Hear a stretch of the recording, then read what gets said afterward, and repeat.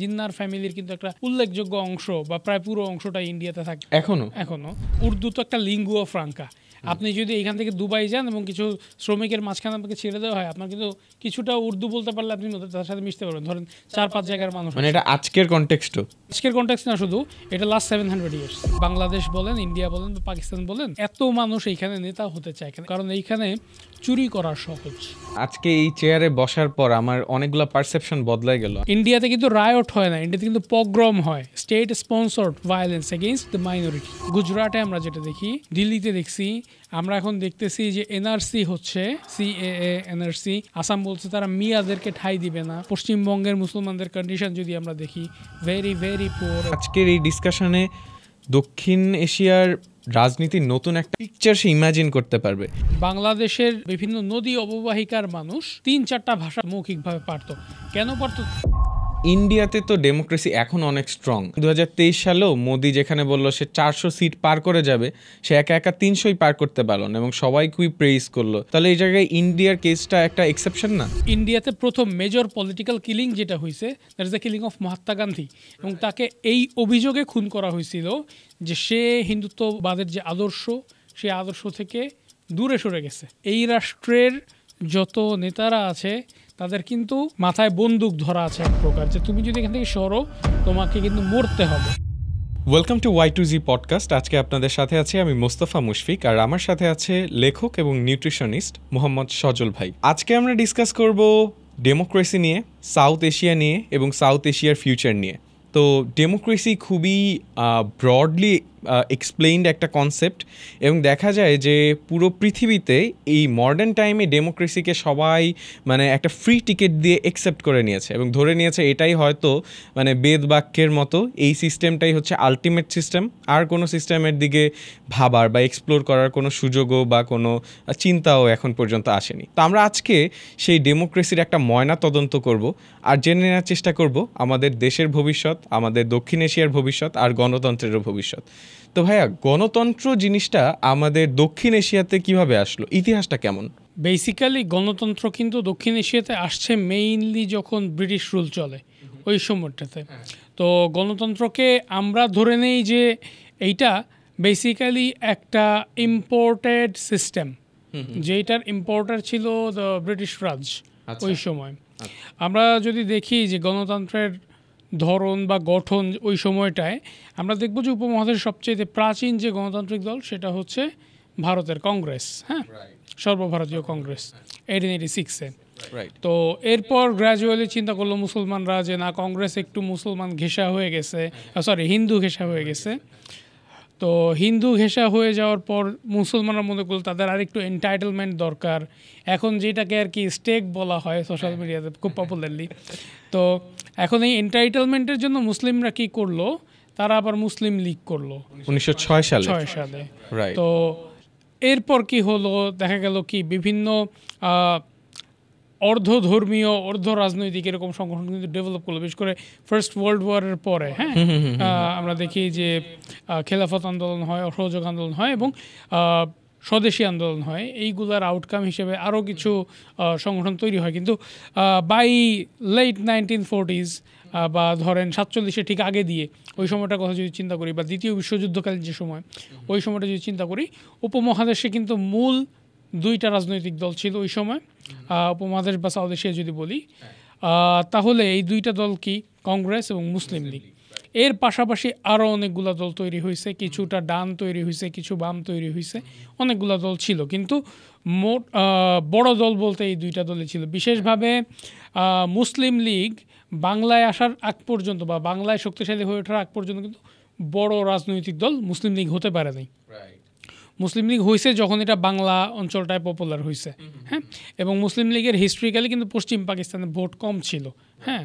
তো আমরা দেখি যে পুরো উপমহাদেশের মধ্যে সবচাইতে বেশি পলিটিসাইজড রিজিয়ন হচ্ছে, আমরা যদি বলি, নর্দার্ন ইন্ডিয়া এবং বাংলা। আচ্ছা, হ্যাঁ, ওই ব্রিটিশ, এটা মানে আরো 500-1000 বছর গেলেও আমরা এরকমটাই দেখব। এবং বেসিক্যালি উপমহাদেশের কিন্তু 3টা অংশের মধ্যে 3টা মিথস্ক্রিয়া সবসময় চলছে। আমরা যদি সাউথ এশিয়াকে কয়েকটা ডোমেইনে ভাগ করি, আমরা যদি ডেমোগ্রাফি এথনোগ্রাফির দিকে যাই, আমরা একটা পাশতুন রিজিয়ন দেখব প্রথমে, মিডল ইস্ট বা সেন্ট্রাল এশিয়া থেকে ঢোকার সময়। আর পশ্চিম এশিয়াটা আফগানিস্তান এবং নর্দার্ন পাকিস্তান এই সাইডটাতে। এরপর দক্ষিণে হচ্ছে আমরা দেখি যে সিন্ধু নদ, যে সিন্ধু উপত্যকা আছে, হ্যাঁ অববাহিকা, এইটার একটা রিজিয়ন। এই রিজিয়নটার ঠিক পরে হচ্ছে পাঞ্জাব রিজিয়ন এবং গুজরাট, ওয়েস্টার্ন ইন্ডিয়া। হ্যাঁ, তো এই রিজিয়নগুলা সবসময় একটু এনার্কির মধ্যে ছিল সবসময়।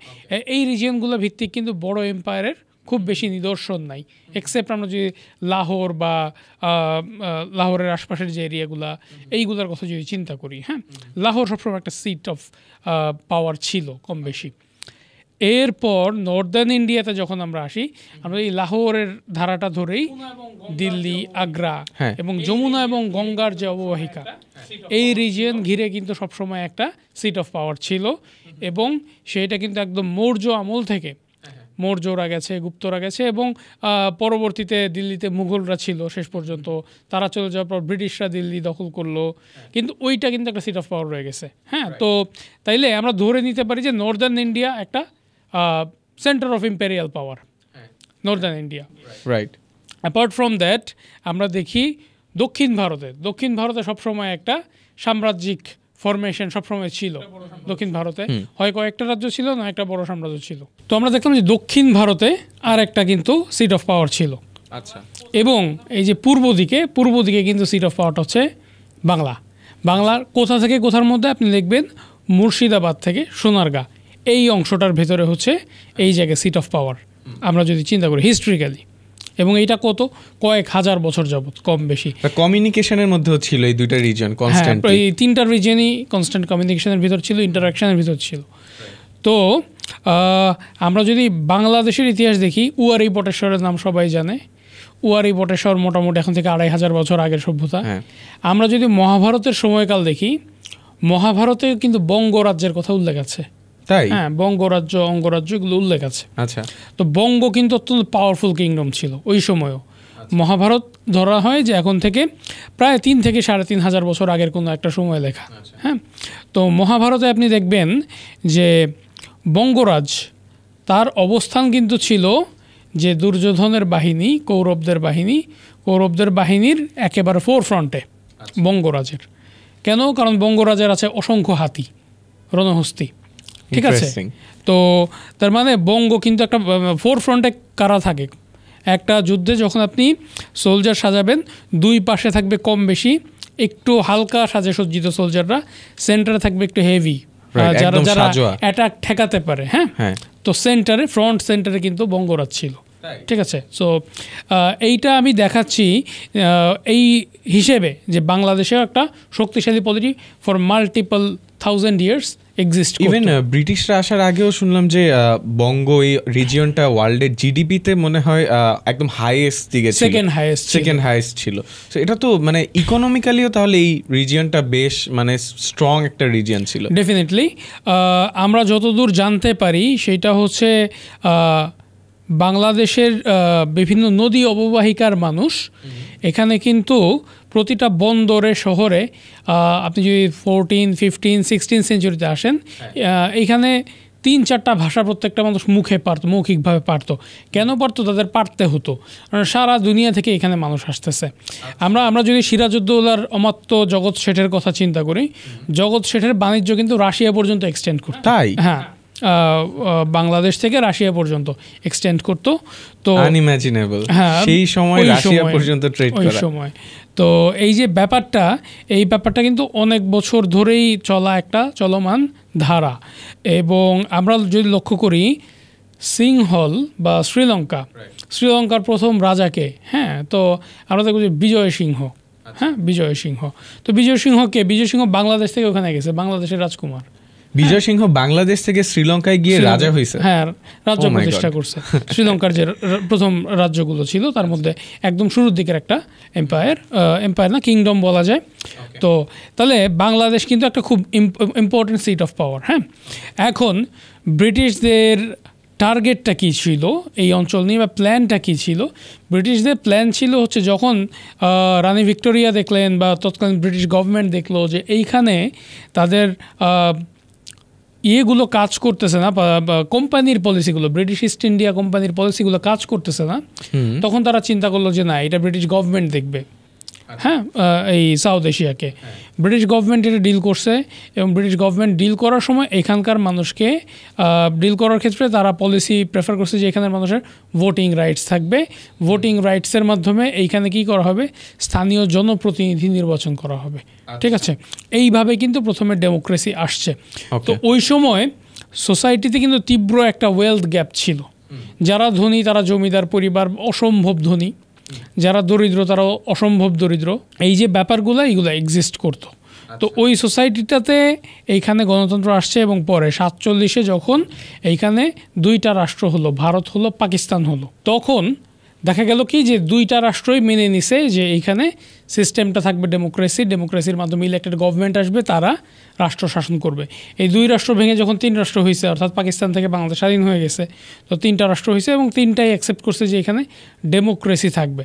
এখন কোয়েশ্চেন হচ্ছে এই ডিসিশনটা কারা ইমপ্লিমেন্ট করছে এবং কারা নিছে, ডিসিশন মেকার কারা ছিল। আমরা কিন্তু দেখছি এই ডিসিশন মেকারগুলো সব ছিল হচ্ছে এলিট, এবং সেই সব এলিট যারা কিনা ব্রিটিশ শাসনের সুবিধাভোগী, ওখানে গিয়ে পড়াশোনা করে আসছে, ওই সোসাইটির কালচারকে তারা অ্যাডাপ্ট করছে, এই টাইপের পারসন, রাইট। অ্যান্ড অলসো আমাদের এইটাও মাথায় রাখতে হবে যে ব্রিটিশরা কাদেরকে সুবিধা দিয়েছে এবং কাদেরকে ধ্বংস করেছে। হ্যাঁ, আচ্ছা, এখন ধরেন ব্রিটিশরা ধ্বংস করবে কাকে, যে তাকে বিরোধিতা করবে। তিতুমিরকে কি ব্রিটিশ আস্ত রাখছে? না। তারপর আমরা যদি চিন্তা করি যারা এখানে সিপাহী বিদ্রোহ করলো, বা সিপাহী মহাবিদ্রোহ বা সিপাহী মহাসংগ্রাম যেটাকে বলা হয় 1857 সালের, এইটার বিদ্রোহীদেরকে কি করা হয়েছে? এদেরকে কিন্তু গাছে ঝুলে ঝুলে ফাঁসি দেওয়া হয়েছে। আমাদের ঢাকার যে বাহাদুর শাহ পার্ক, যেটা এই বাহাদুর শাহ পার্কে কিন্তু এই ঘটনা ঘটে, এবং আমরা জানি যে অনেক বিপ্লবীকে কামানের মুখে দাঁড় করায় গোলা দিয়ে উড়ায় দেওয়া হয়েছে। এই ঘটনাগুলো কিন্তু ঘটছে 1857-এ। তো তার মানে ব্রিটিশ কিন্তু তাদেরকে আস্ত রাখে নাই যারা কম্প্রোমাইজ করে নাই। ব্রিটিশদের সাথে যারা কোলাবোরেট করছে তাদেরকেই ব্রিটিশ গ্রো করতে দিছে, বাকিদের পুঁজি ব্রিটিশ ধ্বংস করে ফেলছে, নিয়ে গেছে, ক্রোক করছে। তার মানে কি ব্রিটিশদের কোলাবোরেটররাই এইখানে ধীরে ধীরে ওই সময় পাওয়ারফুল পজিশন ছিল স্বাভাবিকভাবে 190 বছর কলোনিয়ালিজমের পরে, এবং তারা ডিসাইড করছে যে তারা ডেমোক্রেসিকে রাখবে। হ্যাঁ, এখন এইটার অনেক সমস্যা আছে, আবার কিছু ভালো জিনিসও হয়েছে, সেগুলো আমরা ধীরে ধীরে সামনে নিয়ে আসতে পারি। এখানে ইন্টারেস্টিং পার্ট যেটা আমি মানে আমার নিজের ডিসিপ্লিন অ্যানথ্রোপোলজিতে পড়তে গিয়ে দেখলাম যে ব্রিটিশরা এই রিজিয়নটাকে তারা যেভাবে পেয়েছে, পৃথিবীতে তাদের অন্য যতগুলো কলোনি ছিল সেটা কিন্তু খুবই ডিফারেন্ট ছিল। মানে তারা যখন আফ্রিকাতে গেল তখন দেখলো যে সেই জায়গার মধ্যে তখনও ট্রাইব বা একদম সিম্পল সোসাইটি যাকে বলে, তারা মানে কমপ্লেক্স পলিটিক্যাল স্ট্রাকচার ডেভেলপ করে নেই, তাদের তখন ওই হায়ারার্কিগুলো তৈরি হয় নাই। কিন্তু এখানে যখন তারা আসলো, এখানে কিন্তু অলরেডি স্টেবল একটা শাসন ব্যবস্থা, রাজা, মন্ত্রীর কাছে ডিস্ট্রিবিউট করা বিভিন্ন আলাদা আলাদা দায়িত্ব, এরকম একটা স্ট্রাকচার আছে। তো এই স্ট্রাকচারের মধ্যে তারা এই জিনিসটাকে কীভাবে ইমপ্লিমেন্ট করলো, এবং এক্সিস্টিং যে নিয়ম বা স্ট্রাকচার, পাওয়ার হায়ারার্কি আছে, ওরা কেন ছাড় দিল এই জায়গা থেকে, এই চেঞ্জটা কীভাবে তারা অ্যাকসেপ্ট করলো? আমরা কি কলোনিয়ালিজমের কথা বলছি নাকি ডেমোক্রেসির কথা বলছি? কলোনিয়ালিজমের সাথে ডেমোক্রেসি কিভাবে ওরা মানে এই জায়গায় ইনজেক্ট করলো ওই আইডিয়াটা? ওকে, প্রথমত হচ্ছে ব্রিটিশরা কিন্তু প্রথমে এই অঞ্চলটায় সরাসরি শাসন করে নাই। হ্যাঁ, কোম্পানি দিয়ে তারা কি করছে যে তারা মেইনলি কিং মেকার হিসেবে আসছে ব্রিটিশরা। আমরা যদি দেখি যে থমাস রো যখন বাদশাহ জাহাঙ্গীরের আমলে এখানে আসছে, হ্যাঁ, কী করছে ওনারা, ওই সময়টার ব্রিটিশ পলিসি কী ছিল, এম্পায়ারের কাছ থেকে, মুঘল এম্পায়ারের কাছ থেকে তারা কিন্তু বাণিজ্য ফ্রি, বিনা শুল্কে বাণিজ্যের ছাড়পত্র নিচ্ছে। আচ্ছা, এবং এইটা তারা কি করছে, বিভিন্ন জায়গায় গিয়ে নবাবের কাছে বা সুবাদারের কাছে গিয়ে দেখাইছে, দেখানোর পরে তারা তাদেরকে বিজনেস করতে দিচ্ছে।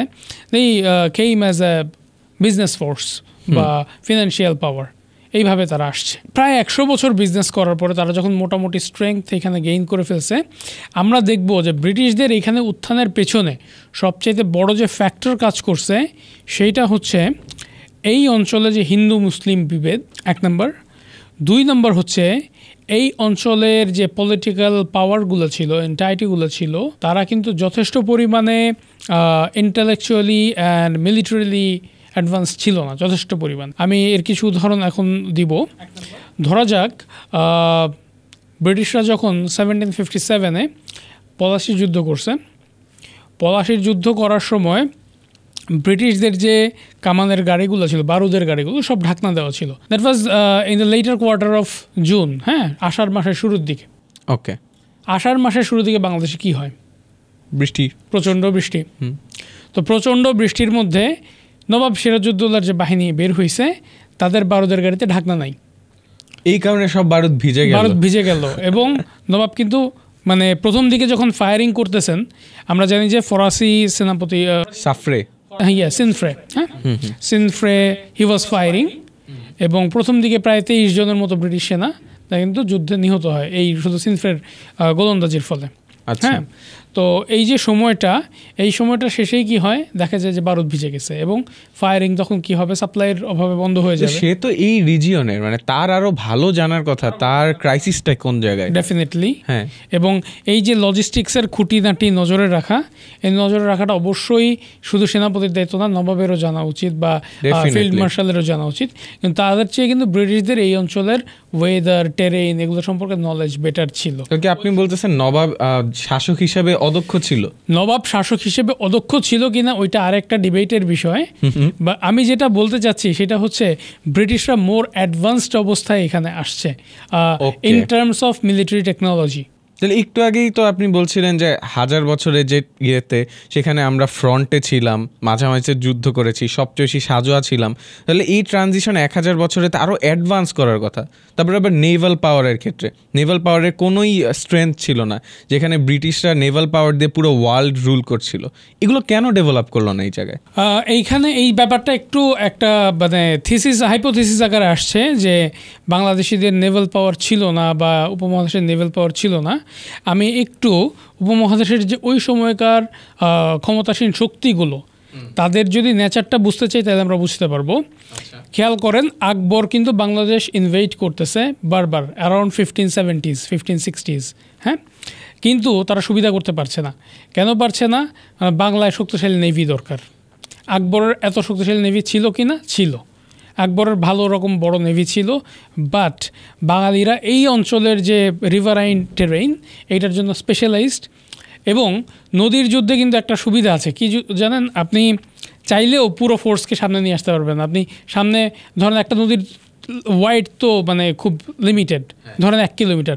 এই ফার্স্ট 1 কিলোমিটারে কিন্তু আপনার যে ফোর্স এবং তাদের যে ফোর্স, এটা একজন আরেকজনের মোকাবেলা করবে। ওয়াও, এটা খুব ইন্টারেস্টিং একটা পার্সপেক্টিভ। সো আপনার যদি অনেক বড় একটা ফোর্সও থাকে, ইভেন আপনি কিন্তু পুরোটাকে সামনে নিয়ে যে নিউমেরিক্যাল অ্যাডভান্টেজ, এটা আপনার পক্ষে নেওয়া সম্ভব না এক্সেপ্ট ফায়ারিং। হ্যাঁ, তো হয়েছে কি, বাংলার যে নৌবাহিনী, সুলতান দাউদ শাহের নৌবাহিনীর কাছে কিন্তু আকবরের নৌবাহিনী সুবিধা করতে পারেনি। এবং আপনি দেখবেন দিনাজপুরের দিকে কিছু জায়গা আছে, হ্যাঁ, নাম হচ্ছে মুঘলমারি, একটা জায়গা আছে দিনাজপুরে, হ্যাঁ, লিটারালি মুঘলমারি। ওইখানে বাংলার সুলতানের সেনাপতি গুজার খান সে মুঘলদেরকে এত পরিমাণ মারছে একটা যুদ্ধে যে জায়গার নাম হয়ে গেছে মুঘলমারি। ঠিক আছে, তো মুঘলদের জন্য কিন্তু বাংলা খুব ডিফিকাল্ট একটা জায়গা ছিল। পরে ঈশা খাঁর সাকসেসের মূল কারণ কি? এই রিভারাইন ওয়ারফেয়ার। আবার 71-এও কিন্তু এই একই কোয়েশ্চেন আসে, হ্যাঁ, এই একই জিনিস ফেরত আসছে। হ্যাঁ, তো তার মানে হচ্ছে এইখানে একটা নৌশক্তি এক্সিস্ট করতো। আমি আরও একটা ইন্টারেস্টিং ইনফরমেশন দিই, as I am an author of book related to Ottoman history. আমি দেখলাম এক বিখ্যাত অটোম্যান অ্যাডমিরাল কামাল রইস, হ্যাঁ, কামাল রইস এত মারাত্মক ছিল যে বলা হতো কামাল রইসের জাহাজ যদি ভূমধ্যসাগরে নামছে, সাথে সাথে ইউরোপিয়ান যে ফোর্সেসগুলো ওই সময় ছিল তারা তাড়াতাড়ি তাদের বাড়ি ঘরে চলে যেত নামার সাথে সাথে। হ্যাঁ, সে নামার সাথে সাথে। হি ওয়াজ ভেরি ডেঞ্জারাস। এবং পৃথিবীতে জাহাজের উপর কামান বসিয়ে প্রথম যে যুদ্ধটা হয়, ঠিক আছে, এটা হচ্ছে সম্ভবত যুদ্ধটার নাম ব্যাটল অফ লেপান্তো 1। হ্যাঁ, ওকে, মোস্ট প্রবাবলি নামটা এরকম। তো এই যে যুদ্ধটা ভেনিস এবং অটোম্যানদের মধ্যে হয়। তো খেয়াল করেন জাহাজের উপর কামান বসে যুদ্ধটা কবে হচ্ছে? 1497। এখন আপনি যদি আকবরের যে নৌবাহিনী ওইটার কথা পড়েন, দেখবেন যে ওইখানে জাহাজের উপর কামান বসানো, কামান সজ্জিত জাহাজ, এইটার উল্লেখ খুবই সীমিত পরিমাণে। বাংলায় এটা নাই। হ্যাঁ, তো তাইলে দেখেন ব্যাপারটা হচ্ছে দুইটা লোকাল লেভেল ফোর্সের ফাইট হচ্ছে নিজেদের মধ্যে, দুইটাই মানে এই জায়গার কনটেক্সটে খুব ভালো ফোর্স, কিন্তু আপনি যদি এটা ভূমধ্যসাগরের কনটেক্সটে বসান যে এক পক্ষ আরেক পক্ষের সাথে জাহাজের উপর কামান বসায় যুদ্ধ করতেছে, এইটা কিন্তু ম্যাচ করা সম্ভব না। হ্যাঁ, আমরা যদি বলি বাংলায় কামান এবং বন্দুক কার মাধ্যমে আসছে, আমরা যদি সংক্ষেপে বলি আমরা বলবো সুলতান সুলেমানের বাবার মাধ্যমে আসছে। তাই এটা কিভাবে কানেক্ট? পুরো উপমহাদেশে এটা সুলতান সুলেমানের বাবার মাধ্যমে আসছে। কিভাবে আসছে দেখেন, সুলতান সুলেমানের বাবা সুলতান সেলিম, ওকে, সে হচ্ছে বাবরকে, সম্রাট বাবরকে তার যে প্রথম আর্টিলারি ফোর্স এইটা সে গিফট করে। কেন গিফট করে? মেইনলি ইরানের যে বাদশা ছিল ওই সময়, ইরানের বাদশার বিরুদ্ধে তাকে সাপোর্ট দেয় খলিফা হিসেবে। তো ইরানের বাদশা ছিল খুবই কট্টর শিয়া, তো এমনই কট্টর যে তাকে অনেক শিয়ারাও শিয়া বলে স্বীকার করে না। ঠিক আছে, তো এইরকম একটা অবস্থা।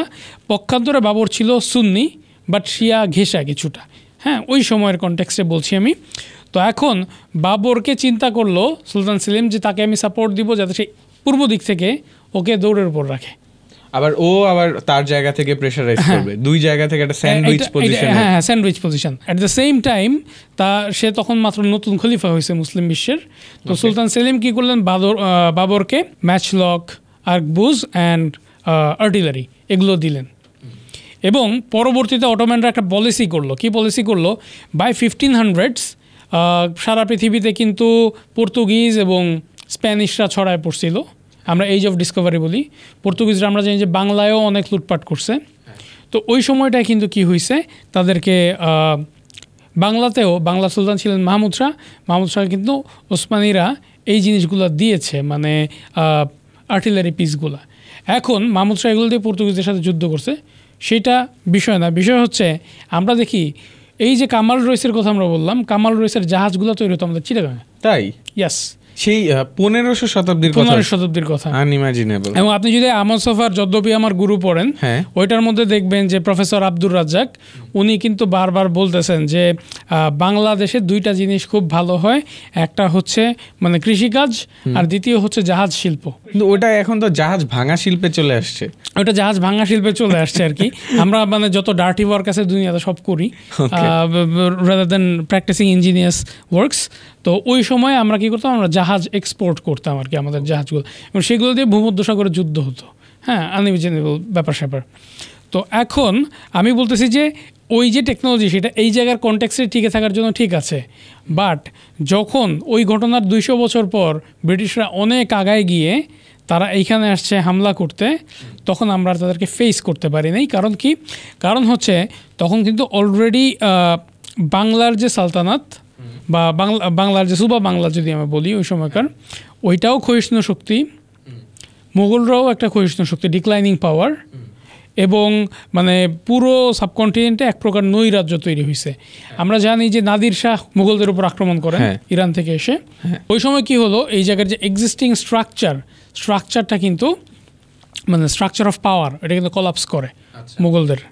এবং মারাঠারা কিন্তু এদিক থেকে আবার আলীবর্দী খানকে অ্যাটাক করে, আলীবর্দী খানকে। সো মানে উপমহাদেশ হয়ে গেছিল একটা পুরো ক্যাওটিক জায়গা, কাইন্ড অফ এনার্কি। আর ব্রিটিশরা ওই সময় এইখানে আসছে, এই জায়গার পলিটিক্সটাকে ব্রিটিশরা ধরতে পারছে যে এইখানের মেইন ক্যাচালটা কি। এইখানের মেইন ক্যাচাল হচ্ছে যে একজন নবাব পাওয়ারে আছে, সে মুঘল বাদশার কিন্তু তাকে সাপোর্ট দেওয়ার কোনো মানে শক্তি নাই ওই সময় প্র্যাকটিক্যালি। হ্যাঁ, অটোনমাস। এবং আমরা যদি দেখি যে বক্সারের যুদ্ধে যখন মীর কাসিম হারছে, সে কিন্তু মুঘল বাদশাকে সাথে নিয়েও হারছে। ঠিক আছে, সো মুঘল বাদশা তখন ম্যাটার করে না ওই সময় এইখানের কনটেক্সটে। আবার আমরা দেখলাম যে এই জায়গাতে হিন্দু অমাত্য উচ্চবর্ণের হিন্দুদের ওই সময় একটা শক্তিশালী পাওয়ার স্ট্রাকচার ছিল। ব্রিটিশরা এখানে কি করছে, ব্রিটিশরা কিন্তু মেইনলি এখানে যে মূল দ্বন্দ্বটা, এখানে উচ্চবর্ণের হিন্দুদের সাথে উচ্চবর্ণের মুসলমানদের যে দ্বন্দ্বটা, এই দ্বন্দ্বটাকে তারা ক্যাপিটালাইজ করছে। তারা বোথ পার্টিকে দুইটা ভিন্ন ভিন্ন পলিটিক্যাল পার্টির আন্ডারে অ্যাসেম্বল করাইছে, এম্পাওয়ার করাইছে। এবং এই দুইটা গ্রুপই কিন্তু তখন ব্রিটিশ কন্ট্রোল, যখন ব্রিটিশরা চলে যায় টিল দ্য টাইম। হ্যাঁ, মানে তাদের সাথে যারা কোলাবোরেট করছে এটা কিন্তু তারা মেইনলি, এবং তাদের সাথে যারা কোলাবোরেট করেন তাদেরকে ওরা ধ্বংস করে দিয়ে গেছে। এখন প্রবলেমটা কী দাঁড়াইছে দেখেন, মেইনলি ওই সময়ের পর থেকে ভারত, পাকিস্তান, বাংলাদেশ তিনটা রাষ্ট্রকে এই গ্রুপগুলোই কিন্তু কন্ট্রোল করে। কারণ তাদের হাতে তখন টাকা ছিল, তারা জানতো দুনিয়া কীভাবে চলে, they have a better understanding of global politics, কোথায় কোথায় কন্ট্যাক্ট করলে কী করা যায় এইটা তারা জানে। এখানকার সমস্ত শিল্প তাদের নিয়ন্ত্রণে কম বেশি। সো এইরকম একটা জায়গায় ব্রিটিশরা কী করলো, বললো যে তোমরা ডেমোক্রেসি চালাও। এখন ডেমোক্রেসি চালাইলে যে ঘটনাটা ঘটে, এইখানে কিন্তু ক্লাস ডিফারেন্সটা সাধারণত ওই সময় কিছুটা কমছিল। যেসব জায়গায় ডেমোক্রেসি আসছে মানুষের মধ্যে ওয়েলথ গ্যাপ কিছুটা হইলেও কমছে ওই সময়টায়, after 1950s 1960s and onwards. তো এই সময়টায় ব্রিটিশরা ধরে নিছে যদি ডেমোক্রেসি এখানে থাকে কমিউনিজমের উত্থান ঘটবে না। কমিউনিজমের উত্থান যদি না ঘটে এই জায়গাকে সহজে কন্ট্রোল করা যাবে। এটি পোস্ট সেকেন্ড ওয়ার্ল্ড ওয়ার। এইটা ছিল British policy at the time. ব্রিটিশরা তো চলে গেল, এরপর কি হলো, একটা কোল্ড ওয়ার জামানায় আমরা আসলাম।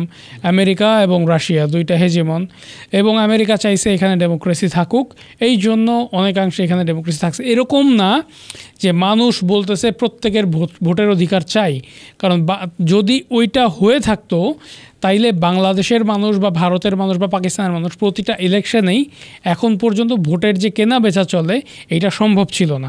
আমি আরও একটা উদাহরণ দিব। এই উদাহরণটা হচ্ছে ফ্রান্সে একটা ফ্রেঞ্চ রেভলিউশন হয়েছে, দ্যাটস ফর ডেমোক্রেসি।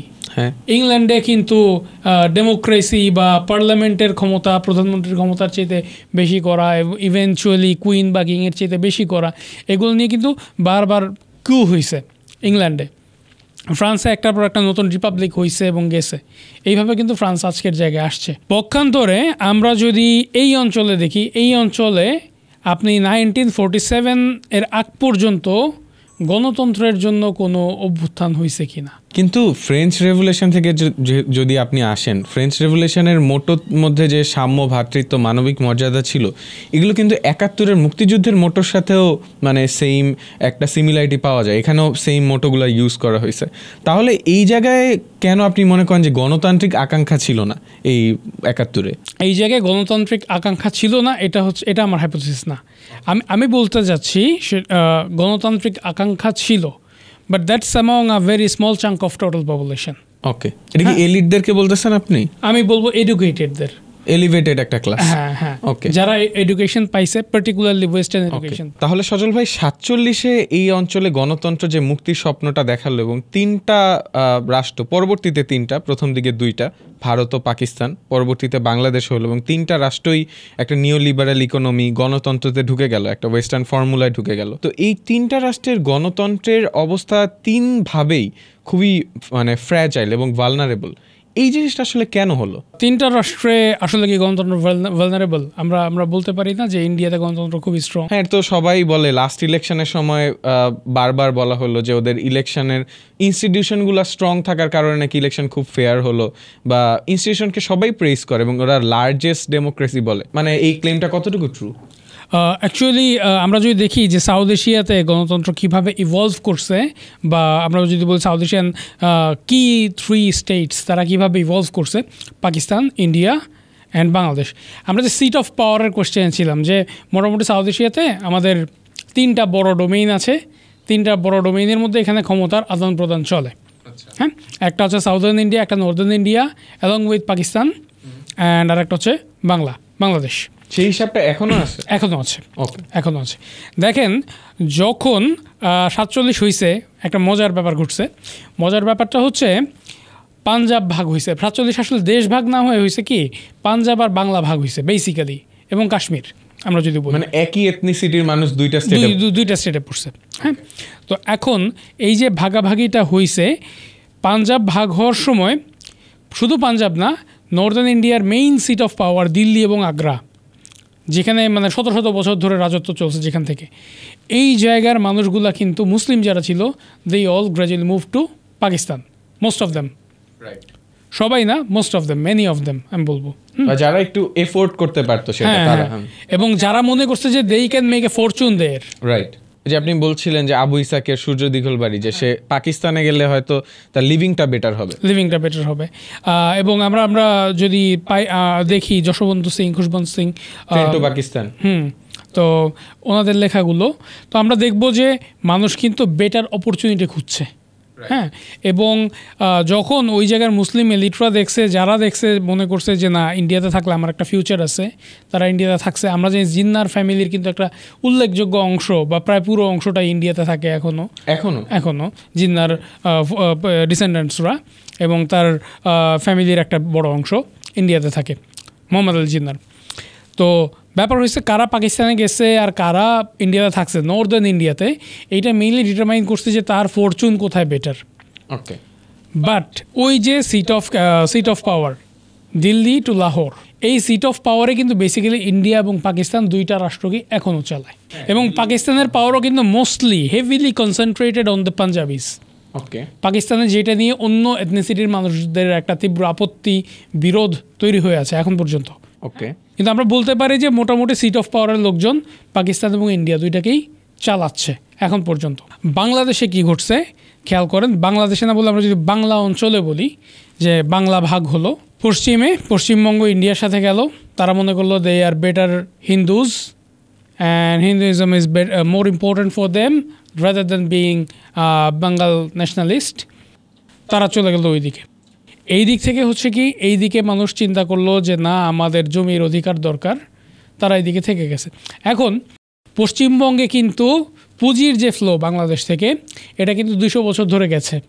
ব্রিটিশরা যখনই এখানে আসছে তারা কি করলো, তারা কিন্তু প্রথমে মুসলমানদের হাত থেকে ক্ষমতাগুলো নিয়ে হিন্দুদের কাছে দিছে, হিন্দুরা জমিদারি করছে এখানে, এবং কলকাতা যে বাবু কালচার ডেভেলপ করছে, চিরস্থায়ী বন্দোবস্তের মাধ্যমে এই বাবু কালচারটা কিন্তু ডেভেলপ করে। আমরা জানি যে মোটামুটি সাবকন্টিনেন্টের প্রথম বড় ব্যাংক লুট কিন্তু রবীন্দ্রনাথের দাদা দ্বারকানাথ উনি করছে ওই সময়টায়।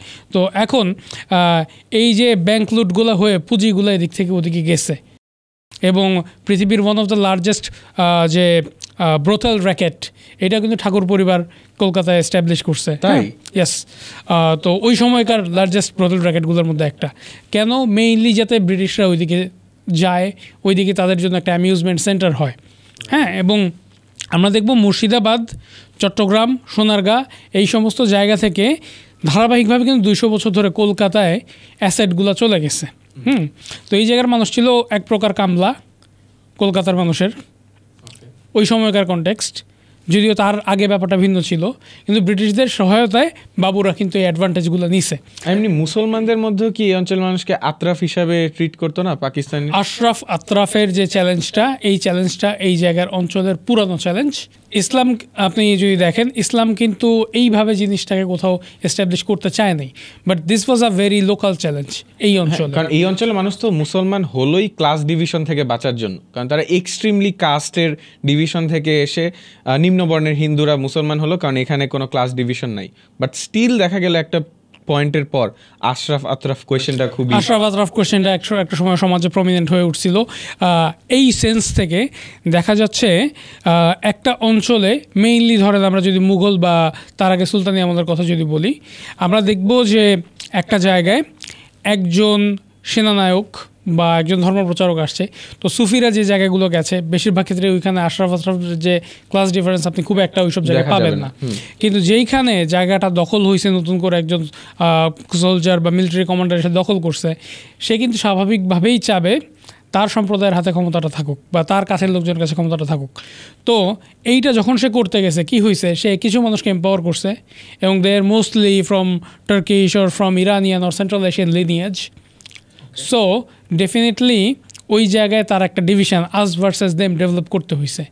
আমি ইন্টারেস্টিংলি এই জিনিসটা লক্ষ্য করছি ইজিপ্টে যখন মামলুকরা সালতানাত তৈরি করলো, তখন তাদের সময় কিন্তু এইরকম একটা ক্লাস ডিফারেন্স জেনারেট হয়েছে ইজিপ্টেও between the Circassians, between the Kurdish and between the Turkish population. ওই ক্রাইসিসটা থেকে কি এই কুর্দি সংকটটা এখন পর্যন্ত ওদের সাথে টার্কিশদের সাথে যে এটা, that's a little bit connected, but আমরা হয়তো এটা নিয়ে অন্য কোনো এক সময় কথা বলতে পারি। তো এখন এই জায়গায় যে আশরাফ আত্রাফের সংকটটা, এই সংকটটা তৈরি হয়েছে মেইনলি এই যে পাওয়ারের ডিস্ট্রিবিউশনের সময়। So it's more connected with power, how we use power. তো আমরা যেইখানে ছিলাম যে 47-এর পরে কি ঘটলো, আমরা বলছি যে 3টা সিট অফ পাওয়ার আছে, একটা সিট অফ পাওয়ার দিয়ে মোটামুটি 2 রাষ্ট্র চলতেছে, আর এইখানে আরেকটা seat of power gradually develop করছে। এবং বাংলাদেশে এই যে সিট অফ পাওয়ারটা ডেভেলপ করছে, এটা ডেভেলপ করছে কিন্তু আইয়ুব খানের সময়।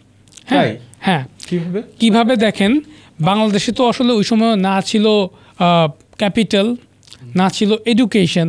রবীন্দ্রনাথ সম্পর্কে একটা কথা শোনা যায় যে উনি বলতেন যে এই জায়গাটাতে ইউনিভার্সিটি করে কি হবে। আমি জানি না কোটেশনটা সত্যি কিনা, ও সম্ভবত উনি বলেছেন যে এই জায়গায় ইউনিভার্সিটি করে কি হবে এখানে তো মানে চাষাভুষার ছেলেরা শুধু আছে। আমি চাই না এটা রবীন্দ্রনাথের অ্যাকচুয়াল কমেন্ট কি না, তো এইরকম একটা কথা শোনা যেত। কেন? কারণ সে এখানে আসলেই কে পড়বে, পড়ার তো মানুষ ছিল না। কথা যে পুরোপুরি ইলিজিটিমেট ছিল ব্যাপারটা এটা না, এখানে আসলে মানে ইউনিভার্সিটিতে পাঠানোর মতো মানুষ খুব বেশি ছিল না, challenging situation at the time. তো প্রথমে এই জায়গায় মিডল ক্লাস কিন্তু তৈরি হয়েছে। আমরা যদি বলি সলিমুল্লাহ খান, নবাব আলী, শেরে বাংলা, একে ফজলুল হক, তাদের অবদানে কিন্তু এই জায়গায় একটা মুসলিম মিডল ক্লাস ডেভেলপ করা শুরু হয়েছে।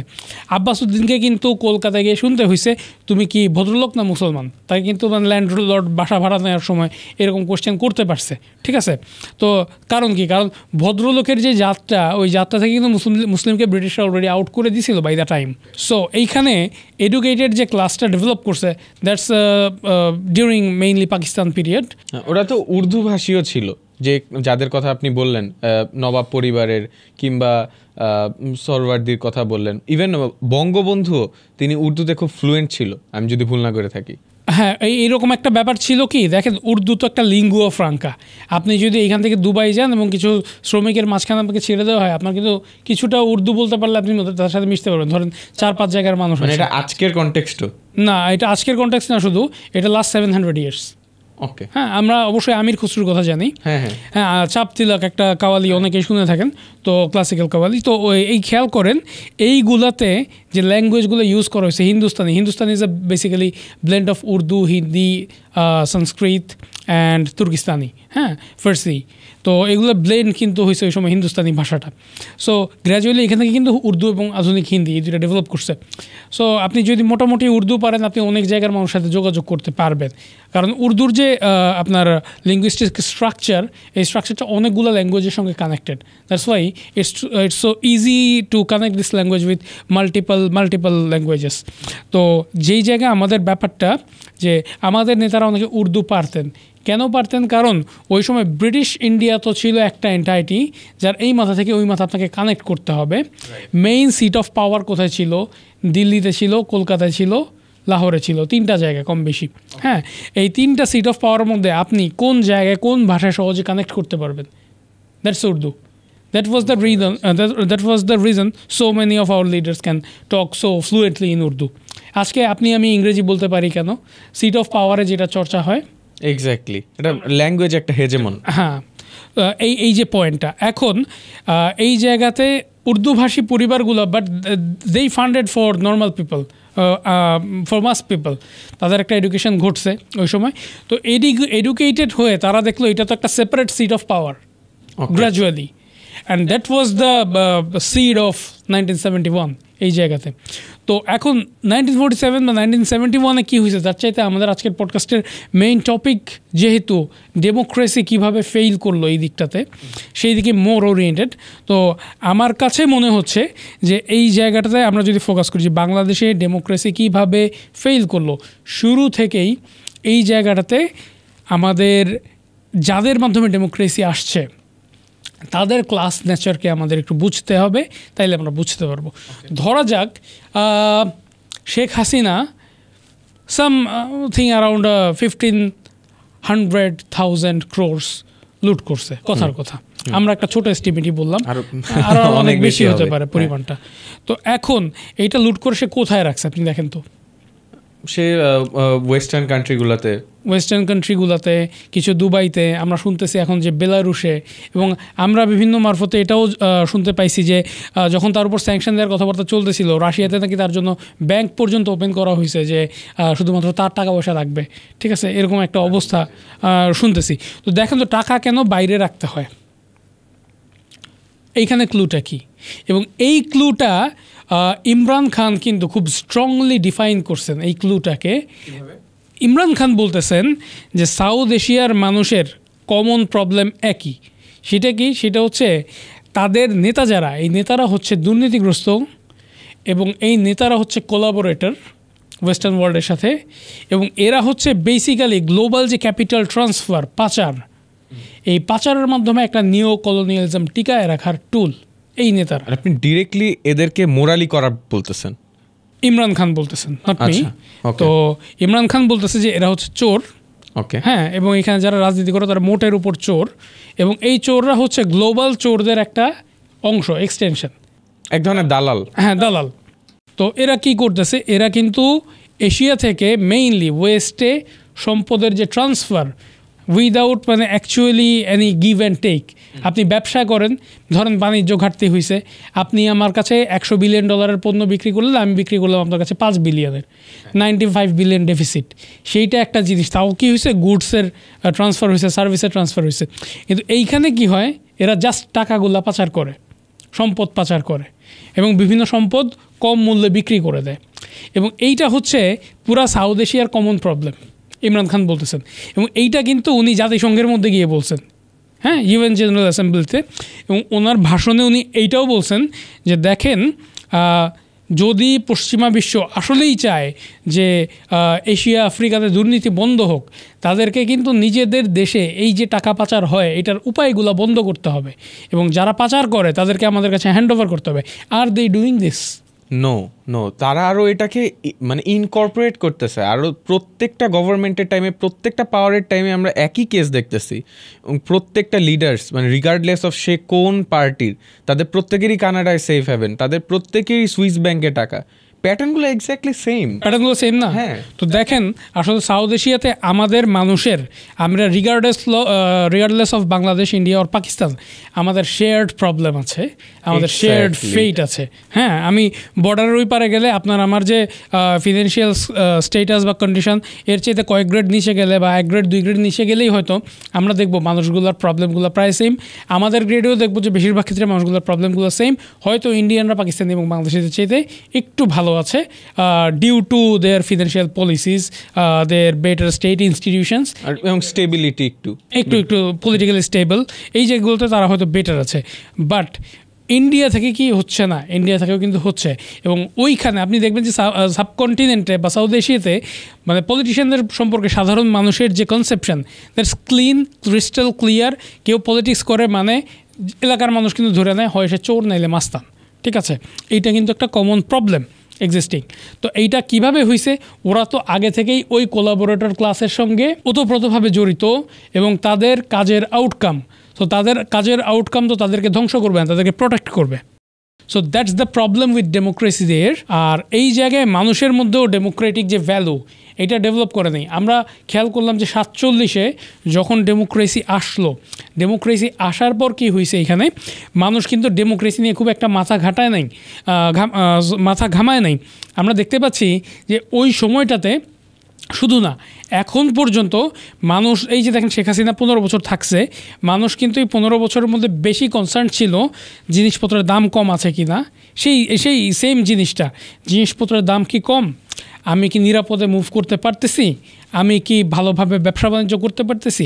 আমরা দেখি যে last 15 years huge part of our meritorious people they align with Hasina, আমরা দেখতে পাচ্ছি হিউজ পার্ট। এবং মোস্টলি আপনি যদি ঢাকার মানে সোজা কথা ভদ্র সমাজে চলতে যান, আপনাকে একটা সফট আওয়ামী লীগ হইতে হইছে লাস্ট 15 years। কালচারালিও তারা ওই ভ্যালুসগুলো আপহোল্ড করছে। ইয়েস, তো কেউ কিন্তু এক্সিস্ট করতে পারে নাই, হ্যাঁ, এই সময়টাতে। এখন আমরা যদি ইন্ডিয়াতে যাই, বাংলাদেশের চেয়ে যদি আমরা ইন্ডিয়াতে যাই, আমরা কিন্তু এই জিনিসটা দেখবো না যে আপনি সভ্য সমাজে চলতে গেলে আপনাকে পাজিত হইতেছে, রাইট, বা হোয়াটসঅ্যাপ ইউনিভার্সিটির মেম্বার হইতেছে না। ইন্ডিয়া কিন্তু এই জায়গাতে একটা এনভায়রনমেন্ট ডেভেলপ করছে। হ্যাঁ, এই যে ইন্ডিয়ার একটা এক্সেপশন, এইটা ইন্ডিয়া মোর সাকসেসফুলি করতে পারছে। পক্ষান্তরে পাকিস্তানের ব্যাপারটা কি ঘটছে দেখেন, পাকিস্তানের যে সভ্য সমাজ, এইটা কিন্তু মানে সভ্য সমাজ বললাম কেন আমি, এটা একটা মক করে বললাম আসলে, ঠিক আছে? তো এখন পাকিস্তানের যে ফরমেশন অফ সোসাইটি, সেইখানেও কিন্তু আপনার কি হতে হচ্ছে, আপনাকে কোনো না কোনোভাবে মিলিটারি আর ব্যুরোক্রেট কানেক্টেড হইতে হবে, রাইট। অ্যান্ড পাকিস্তানের জিন্নার মৃত্যুর পর থেকে প্রতিটা দিন ব্যুরোক্রেসি একটু করে আরেকটু করে শক্তিশালী হয়েছে, প্রতিটা দিন আলাদাভাবে। সো পাকিস্তান হয়ে গেছে কি, পাকিস্তান একটা মিলিটারি ব্যুরোক্রেসিতে কনভার্ট হয়েছে। হ্যাঁ, তো এই যে মিলিটারি ব্যুরোক্রেসি, এইটার নেচার বলি আর বাংলাদেশের নেচার বলি, দুইটা খেয়াল করেন। এখানকার মানুষকে কি করতেছে, তারা মোটামুটি খেয়ে বেঁচে থাকতে পারবে মানুষ, এইরকম কিছু অফার করতেছে। এরপর কি করতেছে, সিলেক্টিভ জাস্টিস অফার করতেছে। তুমি যদি ক্ষমতার সাথে কানেক্টেড থাকো তুমি জাস্টিস পাবা, যদি না থাকো তাহলে তুমি পাবা না। কিছুটা এডুকেশন অফার করতেছে। আমরা দেখি যে বাংলাদেশে ন্যাশনাল ইউনিভার্সিটি নামের একটা কমেডি হচ্ছে, হ্যাঁ, যেখানে পোলাপাইন পড়ে কিন্তু কোনো ফিউচার তারা এক্সপেক্ট করতে পারে না। তো যদিও আমি জানি না এই কমেডি বলে অনেকে হয়তো হার্ড হইতে পারেন, এটা রিয়েলিটি, এক্সিস্টিং কন্ডিশন, এটা এক্সিস্টিং রিয়েলিটি। এরা কিন্তু মানুষকে কিছু অপরচুনিটি দিচ্ছে, আবার সেটা রেস্ট্রিক্টও করছে। হ্যাঁ, মাঝখান থেকে এই অপরচুনিটিটা দিয়ে মানুষকে মনে করাচ্ছে তারা যে তুমি তোমার একটা ফর্ম অফ ফ্রিডম আছে, বা একটা মোবিলিটির সুযোগ আছে, একটা সোশ্যাল মোবিলিটি আছে। পাকিস্তান একটু কম দেয়, বাংলাদেশ একটু বেশি দেয়। বাংলাদেশে আমরা দেখি যে এখন থেকে 20 বছর আগে বাংলাদেশে বাংলা সিনেমা হয়েছে মাঝির ছেলে ব্যারিস্টার। হ্যাঁ, তো এখন কিন্তু এই নামে খুব একটা বাংলা সিনেমা হইতে দেখা না গেলেও মানে কনটেক্সট আছে এখনও, যে এই সোশ্যাল ক্লাস থেকে এই ক্লাসে মানুষজন কিন্তু আসতেছে।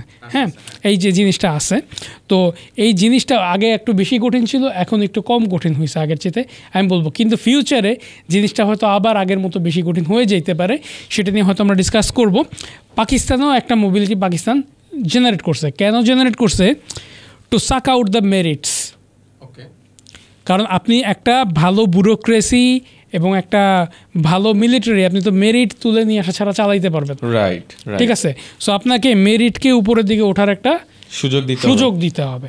তো তারা কিন্তু সুযোগটা দিতেছে বাংলাদেশ এবং পাকিস্তানে, কিন্তু সুযোগটা যথেষ্ট কঠিন। এখন যদি কোনো ছেলে পেলে বা কেউ যদি দেখা যায় যে এই সুযোগটা নিতে না পারে, বিসিএসের না টিকে, ধরে নেওয়া হয় সে ব্যর্থ। কিন্তু কোয়েশ্চেনটা কিন্তু এইরকম হওয়া উচিত যে তুমি ব্যর্থ না, তোমার সিস্টেম তোমাকে অ্যাকোমোডেট করতে ব্যর্থ। So we have to make the system accountable. এইটা কিন্তু নাই, প্রত্যেকেরই স্পেসিফিক রোল আছে কোনো না কোনো একটা জায়গায়। একটা ইন্টারেস্টিং পার্ট আমার মাথায় আসলো যে এই যে কোলাবোরেটর হিসাবে কাজ করার কথাটা বললেন, আমার কাছে মনে হয় যে এরা শুধুমাত্র পলিটিক্যাল লিডার্সদের সাথে কোলাবোরেটর না, এরা পুরো ওয়েস্টার্ন হেজেমনির বিজনেসের সাথেও কোলাবোরেটরের মতো কাজ করে। লেটস সে বাংলাদেশে পাওয়ার চেঞ্জ হওয়ার পরেই ইলন মাস্ক একটা ইম্পর্টেন্ট ফিগার হয়ে আসলো। সাথে সাথে যখন ইউএসএতে ইলন মাস্ক ট্রাম্পের সাথে অনেক এম্পাওয়ার্ড হলো, বাংলাদেশে এখন শোনা যাচ্ছে যে স্টারলিংকের কারণে ইলন মাস্ক হয়তো বাংলাদেশে আসবে। আমরা খুবই এক্সাইটেড ফিল করতেছি। আমরা এই কোয়েশ্চেন রেজ করতেছি না যে আমাদের আদৌ স্টারলিংক দরকার কি না, বা স্টারলিংক এফোর্ড করার মতো কোনো ক্যাপাবিলিটি আছে কি না, কিন্তু ইলন মাস্ক কিন্তু একটা ইম্পর্টেন্ট ফিগার হয়ে দাঁড়াইছে গ্লোবাল পলিটিক্সের জন্য, এবং আমরা তাকে এক ধরনের ত্রাণকর্তা, যে সে আসলে অনেক বিজনেস হবে, অনেক ইনভেস্ট হবে, এটা মনে করতেছি। এটা কিন্তু আমার মনে হয় ডেমোক্রেসি একটা নতুন লেয়ার দিচ্ছে। এই জিনিসটা আপনি কিভাবে দেখেন? অ্যাকচুয়ালি ইলন মাস্ক নিয়ে এইটাকে ডিপলি অ্যানালাইজ করার মতো ইনফরমেশন বা নলেজ এই মুহূর্তে আমার আছে কিনা আমি জানি না। তো দেখা যাচ্ছে এখন কিন্তু পৃথিবীটা একটা হাইপার ক্যাপিটালিজমের যুগে প্রবেশ করছে। তো আমরা যদি কনসেপচুয়ালি দেখি যে এই হাইপার ক্যাপিটালিজমে যে কোনো আমাদের মতো মানে ধ্বংস হয়ে যাওয়া ইকোনমি, এখানে যদি এরকম কেউ আসে, আমরা জানি যে আমাদের দেশে একটা ইমাম মাহাদি সিনড্রোম আছে মানুষজনের মধ্যে, যে কেউ এসে আমাদেরকে উদ্ধার করে দিবে। হ্যাঁ, সেভিয়ার সিনড্রোম কাজ করে। তো এখন যখনই সাম বিগ বাডি আসে, same goes to doctor Yunus, same goes to Wakeruzzaman, যে কেউ একজন আসছে খুব বড়, সে আমাদেরকে সেভ করে দিবে। এইরকম একটা সাইকোলজি আমাদের এখানে আছে। তো আমরা যদি মনে করি কোনো বিজনেসম্যান আমাদেরকে আসবে উদ্ধার করতে, এইটা আসলে একটা বোকামি, এবং এইটাকে অনেকাংশে বলা যায় এক প্রকার মানে পোস্ট কলোনিয়াল হ্যাংওভার। পলিটিক্সে এটা দেখলাম, মানে লাস্ট এই 24-এর আপরাইজিংয়ের আগ পর্যন্ত মানুষ কিন্তু বিশ্বাস করতো যে ইলেকশনের আগে ইউএসএ কোনো একটা স্যাংশন দিবে, সেই স্যাংশনের কারণে আওয়ামী লীগ হয়তো দুর্বল হয়ে আসবে এবং পলিটিক্যাল একটা চেঞ্জ আসবে। এই আপরাইজিং আমার মনে হয় একদম শেষ পয়েন্টে গিয়ে হয়েছে। মানুষ কেউ কেউ মনে করে যে দিল্লির আশীর্বাদে কিছু সম্ভব, কেউ কেউ মনে করে ওয়াশিংটনের আশীর্বাদে সম্ভব। আপনি অ্যাকচুয়ালি এই জায়গাটায় মানে পোস্ট কলোনিয়াল হ্যাংওভারের জায়গায় পিন পয়েন্ট করলেন, মানে এটা একটা বিশাল বড় ক্রাইসিস। আমি জানি না এখান থেকে আমরা কীভাবে উত্তরণের দিকে যাব।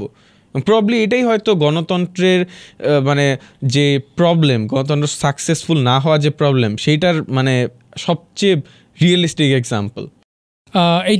এই যে আমি একটু আগে আমরা যখন আলোচনা করছিলাম যে এই জায়গাতে কোনো গণতান্ত্রিক বিপ্লব 1969-এর আগ পর্যন্ত দেখা যায়নি। হ্যাঁ 69-এর কিন্তু প্রথম। তো আমরা যদি ফ্রেঞ্চ রেভলিউশনের সঙ্গে এটাকে কানেক্ট করি, আমরা দেখব যে কত প্রায় 160-70 বছরের একটা ডিফারেন্স এই সময়টার মধ্যে তৈরি হয়েছে।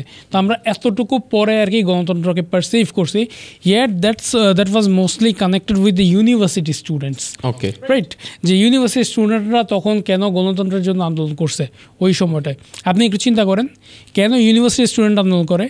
Because they got the idea of western democracy, others don't. Right. So others can pick up যে এটা দিয়ে কী হবে। আমি জুলাইয়ের আন্দোলন চলাকালে মানে ঢাকা থেকে একটু গ্রামে গঞ্জে চলে যেতে বাধ্য হই কিছু কারণে, কয়েকদিনের জন্য, এবং তারপর আমি রিটার্ন করি। হ্যাঁ, সময়কালটা ছিল অ্যারাউন্ড 19 to 27 জুলাই। হ্যাঁ, তো এই সময়টাতে আমি যখন রিটার্ন করি, আমি গ্রামে যেহেতু ওই সময় ছিলাম, আমি দেখলাম গ্রামের লোকজন মনে করছে ঢাকায় গণ্ডগোল হচ্ছে, গ্রামে প্রায় সব কিছু নর্মাল। এবং জুলাইও কিন্তু মোস্টলি একটা শহুরে আন্দোলন ছিল, মোস্টলি আপনি দেখবেন সব আরবান সেন্টারগুলোতে ক্ল্যাশেসগুলা, ঢাকার বাইরে হলেও সেটা ওই আরবান সেন্টারে বা মফস্বলের জায়গাগুলোতে। সো ডেমোক্রেসি ইটসেলফ বাংলাদেশে এখন একটা আরবান ফেনোমেনন, আরবান আইডিয়া। গ্রামের মানুষকে আপনি রাত্রেবেলা 1000 টাকা দিলে পরের দিন সে আপনার জন্য ভোটটা দিয়ে দিবে।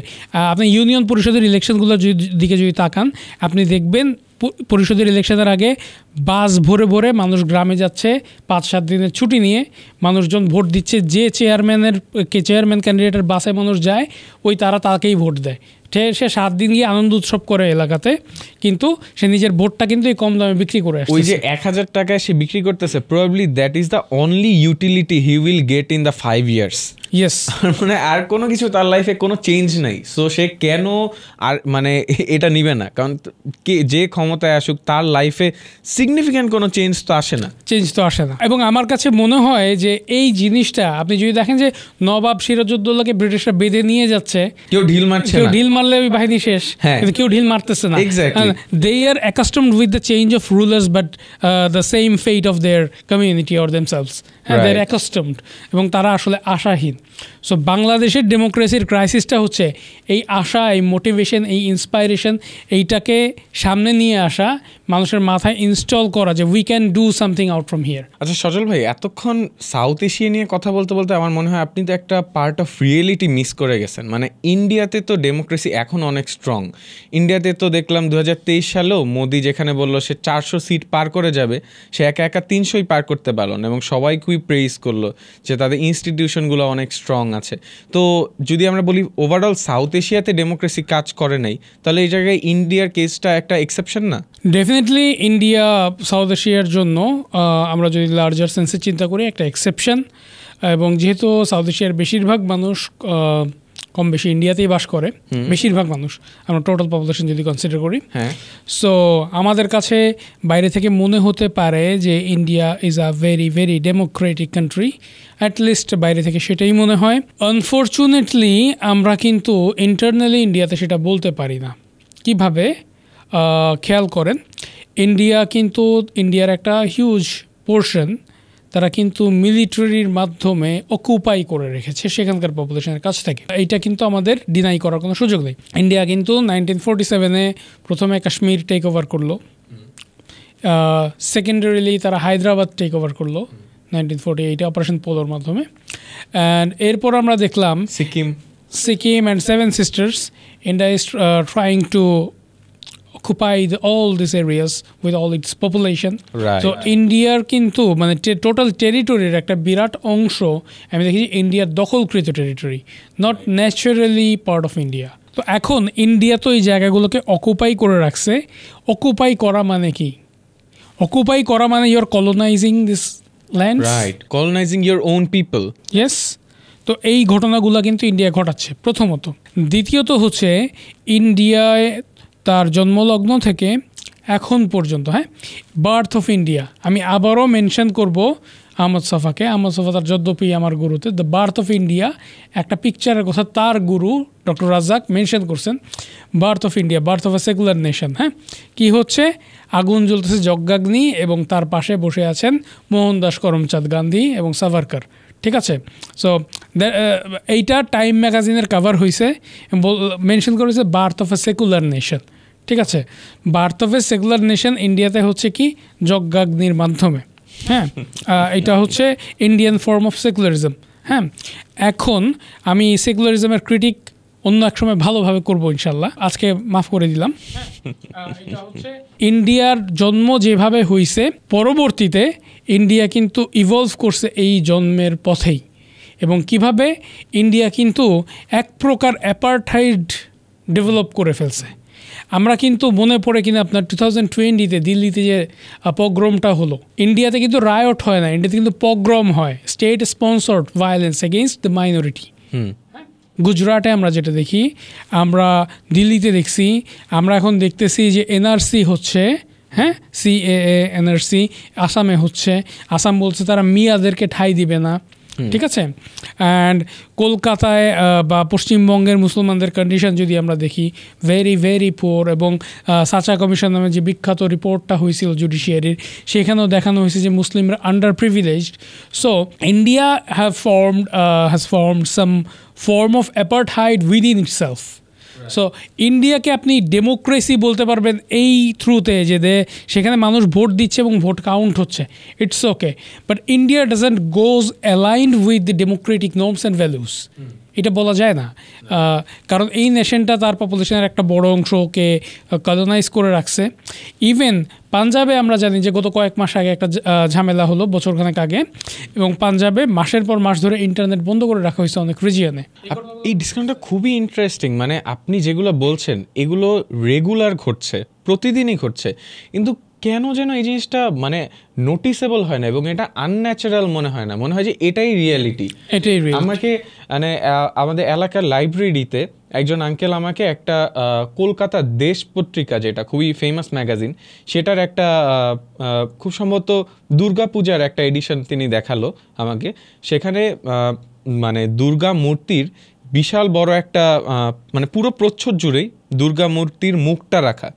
তো উনি আমাকে এই কোয়েশ্চেনটা করলো যে তুমি কি এটা ইম্যাজিন করতে পারো কি না যে বাংলাদেশে কোনো পত্রিকা তাদের ঈদ সংখ্যায় এরকম কোনো মানে ইসলাম ধর্মের বা মুসলমানদের কোনো সিম্বল দিয়ে পুরো কভারটা ডিজাইন করেছে, বা করলে সেটা তোমার কাছে কেমন লাগতো?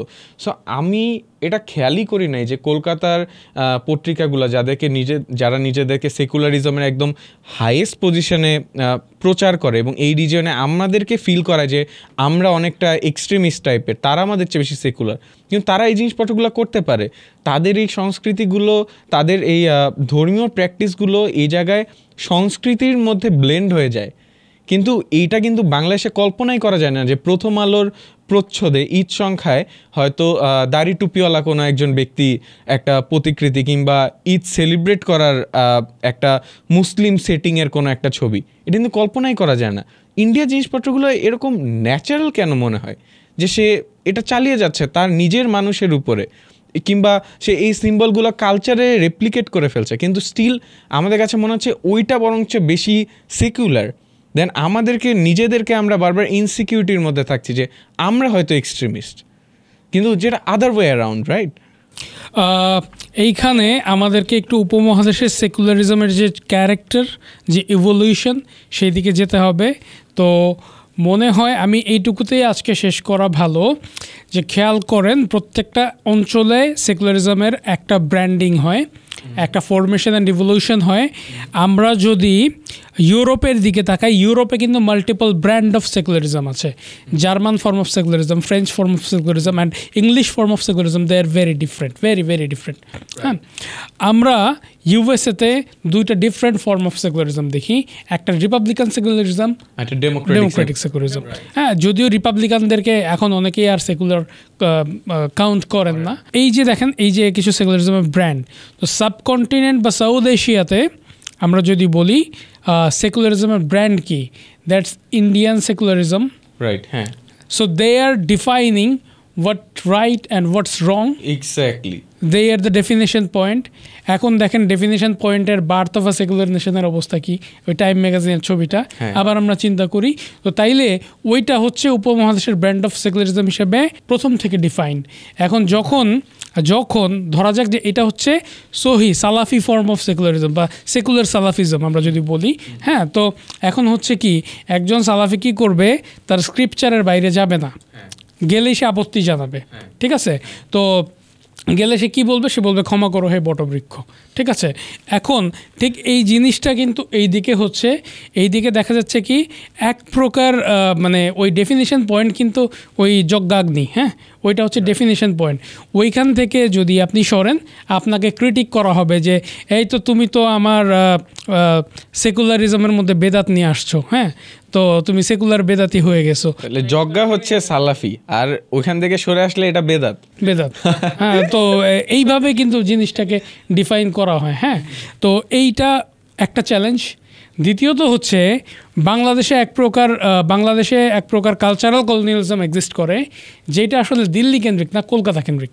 তো আমরা এইটা নিয়ে হয়তো কোনো একদিন আরও লম্বা চড়া কথাবার্তা বলবো ইনশাল্লাহ। তো এখন আমরা যে পয়েন্টে ছিলাম যে ইন্ডিয়া অ্যাপিয়ার করে, ইন্ডিয়া নিজেকে ওইভাবে ব্র্যান্ডিং করছে যে they are secular country, democratic country, they have very strong institutions, and they are super tolerant of everything, exactly, which is exactly the opposite. আমরা এই সেন্সে বলবো, আপনারা দেখেন পৃথিবীতে সবচেয়ে বেশি religious disinformation, misinformation, smear campaigning, hate campaigning কোথা থেকে হয়? ইন্ডিয়ার হোয়াটসঅ্যাপ ইউনিভার্সিটি থেকে। সো এই যে জায়গাটা যদি এখন তারা থাকে, তাহলে আগে তো হোয়াটসঅ্যাপ ছিল না দেখা আমরা বলতে পারি নাই যে না there was some university, but that did exist. ইন্ডিয়াতে প্রথম মেজর পলিটিক্যাল কিলিং যেটা হয়েছে, that is the killing of Mahatma Gandhi, এবং তাকে এই অভিযোগে খুন করা হয়েছিল যে সে হিন্দুত্ববাদের যে আদর্শ, সেই আদর্শ থেকে দূরে সরে গেছে, সে বেদাতি হয়ে গেছে। তো এই যে ব্যাপারটার ফলে আমরা কি বুঝতে পারলাম, এই রাষ্ট্রের যত নেতারা আছে তাদের কিন্তু মাথায় বন্দুক ধরা আছে এক প্রকার, যে তুমি যদি এখান থেকে সরো তোমাকে কিন্তু মরতে হবে। এই এক্সাম্পল কিন্তু জেনারেট করা এই রাষ্ট্রটাতে, ঠিক আছে? তো আমি জানি না যে অ্যাকচুয়ালি ব্যাপারটা এরকম কি না, কিন্তু এটা কিন্তু একটা এক্সাম্পল তৈরি করা হলো, it's a form of threat.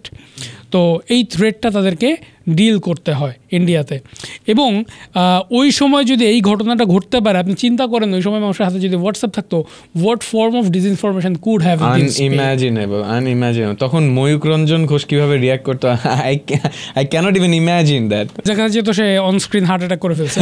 তো এখন এইটা হচ্ছে ইন্ডিয়ার ক্রাইসিস, যে ইন্ডিয়া একটা বিল্ট ইন অ্যাপার্টহাইড নিয়ে জন্ম নিছে, এবং এইটাকে সে আর নিজের ভেতর থেকে ইরেজ করতে পারে নাই। ইন্ডিয়া এক প্রকার ক্লাস ডিফারেন্স রেখে দিছে। ইন্ডিয়াতে কিন্তু আপনি সহজে একজন শূদ্র হয়ে, একজন দলিত হয়ে আপনি কিন্তু সমাজের যে টপ ব্রাস ওইখানে যেতে পারবেন না। বাংলাদেশে আপনি যত সহজে এটা পারবেন, কিন্তু স্টিল ইন্ডিয়াতে ভোটটা তো তারা সুষ্ঠু করতে পারে, তাই তো নির্বাচনটা ভালো দিতে পারে। এইটা ইন্ডিয়ার একটা ক্রেডিট, এটা আপনি স্বীকার করে নিচ্ছেন। ডেফিনেটলি এটা আমি একজন ভালো কাজ করলে স্বীকার না করে তো কোনো পয়েন্ট। ওইটার বাইরে নিয়ে আপনি ওর এক্সিস্টিং যে ক্রাইসিসগুলো, সেই যেইগুলো মানে জীবিত রেখে সে প্রতিদিন এগিয়ে যেতে হচ্ছে, এবং যেটা সে মানে এই কত 70-80 বছরেও সে মানে আপনি বলছেন ওই মহাত্মা গান্ধীর যে কিলিংয়ের সময় যেই রিয়ালিটি ছিল সেটা আজকে পর্যন্ত ইন্ডিয়াতে পুরোপুরি বাস্তব, এবং এটা মেনে নিয়েই তাহলে ইন্ডিয়ার পলিটিশিয়ানদেরকে রাজনীতি এগিয়ে নিয়ে যেতে হচ্ছে। আমার কাছে মনে হয় ব্যাপারটা এরকম। আমি জানি না আপনি বা আমরা কখনো বাংলাদেশের কোনো জেলার মানুষকে বলতে পারবো কি না যে তুমি দেশের বাইরে থেকে আসছো এই কারণে যে তুমি Hindu, so get out from here. আমি জানি না এটা কোনোদিন বলা বাংলাদেশ সম্ভব কি না, এবং উচিতের প্রশ্ন না, এটা বাংলাদেশে সম্ভব না জিনিসটা। বাংলাদেশের মানুষ এটা মেনে নিবে না, এবং আমরা এটা বলতে চাই না কাউকে, কারণ আমরা জানি যে এইগুলা হচ্ছে আমাদের মানুষ। এক্স্যাক্টলি, হিন্দু, বৌদ্ধ, খ্রিস্টান সবাইকে আমরা বাংলাদেশ হিসেবে ওন করি। হ্যাঁ, তো ইন্ডিয়ার সমস্যা হচ্ছে ইন্ডিয়া এখন পর্যন্ত তার সমস্ত নাগরিকদেরকে ওন করতেছে না। মণিপুরে গত বছর যে প্রকাশ্যে যে গণধর্ষণের ঘটনাগুলো ঘটলো, এবং এরকম অনেক ঘটনা হয়তো মিডিয়াতে আসে নাই, মণিপুরে যা হয়েছে, তো ইন্ডিয়া কি সেইখানে নাগরিকদেরকে ন্যায় বিচার দিচ্ছে? দেয় নেই কিন্তু ইন্ডিয়াকে। সো এই ঘটনাটা মণিপুর একটা খুবই মানে রিমোট এরিয়া, এই ঘটনাগুলো গুজরাটে ঘটছে, এবং গুজরাটের যে বিলকিস বেগমের যে রেপটা হয়েছে 2002 সালের দিকে সাম্প্রদায়িক দাঙ্গায়, এটাকে দাঙ্গা বলা তো আরও কঠিন, কারণ এখানে একটা পক্ষ স্টেটের সাপোর্ট পাচ্ছে আর একটা পক্ষ পাচ্ছে না। তো এই রকম ঘটনা, তারপর আসিফা বানুর যে রেপ কেস, এটাকে যদি আমরা চিন্তা করি, এই ধরনের ক্ষেত্রে ভিকটিমকে কি ইন্ডিয়া রাষ্ট্র হিসেবে জাস্টিস এনশিওর করে না। So they are pretending to be democratic, actually they are not, except the voting system. এখন ডেমোক্রেসিকে যদি আমরা ভোটে রিডিউস করি, তাহলে শেখ হাসিনা তো ডেমোক্রেটিক ছিল, প্রত্যেকবারই দেখিয়েছে সেই ইলেকশনে জিতে ক্ষমতা। She was an elected president and prime minister and General Abdel Fattah al-Sisi, হ্যাঁ, আমরা তাকে যদি শর্টকাটে আলাদিন বলি, তো ধরেন মিশরের আলাদিন সে খুবই ডেমোক্রেটিক একজন president. And Putin is very democratic, সে প্রচুর ভোট পায়, ঠিক আছে। তো শুধু ভোট পাওয়া এবং সেটা তো ব্যাপার না, ভোট কাউন্টার সিস্টেম এইটা ইন্ডিয়া এখন পর্যন্ত ইন্ট্যাক্ট রাখতে পারছে, that's their credit definitely, but inherently inbuilt they are against democracy actually.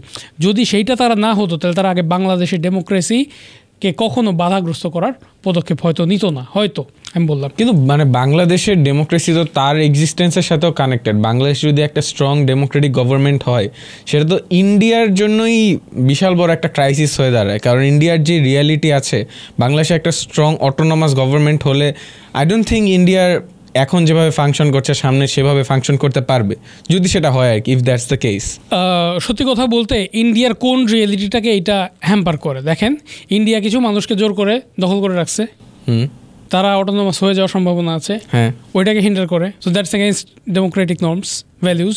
নিশ্চয়ই কাউকে গিয়ে জবরদখল করে রাখা, এটা ডেমোক্রেটিক নর্মসের এগেইনস্টে। হ্যাঁ, সো বেসিক্যালি এটাকে তো ইন্ডিয়াকে, মানে এই ধরনের অ্যাসপিরেশন তো ইন্ডিয়ার রাখা উচিত না, রাইট, তাই না? তো যদি ইন্ডিয়ার রাখা অনুচিত হয়ে থাকে এবং বাংলাদেশের যে স্বাভাবিক বিকাশ সেটাকে ক্ষতিগ্রস্ত করে, তো ইন্ডিয়াকে তাহলে রিয়েলিস্টিক হইতে হবে, মোর রিয়েলিস্টিক হইতে হবে, যে তুমি কি নিজের পপুলেশনের এগেনস্টে বা নিজের প্রতিবেশীদের এগেনস্টে কনস্ট্যান্ট এরকম কিছু চালু রাখবা, নাকি তুমি একটা বেটার সেটেলমেন্টে যাবা, যে ওই জায়গার মানুষও ভালো থাকুক, বাংলাদেশও ভালো থাকুক, আমরাও ভালো থাকি। এখন সবচেয়ে বড় ক্রাইসিস বা সাউথ এশিয়াতে যদি ওয়ান অ্যান্ড অনলি ফিগার বলি আমরা, তাহলে সেটা হচ্ছে মোদি। এবং মোদি সিনড্রোম ইন্ডিয়ার পলিটিক্সে এরকম, যে ইন্ডিয়ার মানুষ বিশ্বাস করে, বিজেপি বিশ্বাস করে যে মোদির নামে হচ্ছে তারা ভোট দেয়, বিজেপি পার্টির নামে না, এবং ওই প্রতীকে না, মোদি হচ্ছে পার্টির প্রতীক। সো মোদির যে এই ধরনের একটা উত্থান, এটা কি এন্ড অফ দ্য ডে ইন্ডিয়ার ডেমোক্রেসিকেই এলিমিনেট করে দিতে পারে কোনো একটা সময়? প্রথমত আমরা এমন একটা সময় বাস করছি যে সময়টায় পোস্ট এনলাইটেনমেন্ট পিরিয়ড শুরু হয়ে গেছে। আমরা ডেমোক্রেসির জন্ম যদি আমরা বলি, এইটা হচ্ছে এনলাইটেনমেন্টের মাধ্যমে ঘটে, মেইনলি 18th সেঞ্চুরি লাস্ট কোয়ার্টারে, রাইট। এর আগে সাম ফর্ম অফ বা সাম সিডস অফ ডেমোক্রেসি এক্সিস্ট করতো, বাট ডেমোক্রেটিক ভ্যালুজ ডেভেলপ করে নাই এর আগে। সো এই এনলাইটেনমেন্টের যে ভ্যালুজ, এইটা কিন্তু 2 সেঞ্চুরিজ ধরে ওয়ার্ল্ডে এক্সিস্ট করছে, but in the beginning quarter of this century আমরা দেখতে পাচ্ছি একটা ভিন্ন ধর্মী ডেমোক্রেসি ইমার্জ করতেছে দুনিয়াতে। সেই ডেমোক্রেসিটা হচ্ছে মেজরিটারিয়ান ডেমোক্রেসি। একটা জায়গাতে একটা ব্রুট মেজরিটি আইডেন্টিটি পলিটিক্সের মাধ্যমে রাইজ করে, তারা অন্যদেরকে সাপ্রেস করে এবং তারা এমনভাবে আচরণ করে, এই আচরণে তাদেরকে কোনোভাবে ডেমোক্রেটিক মনে হয় না।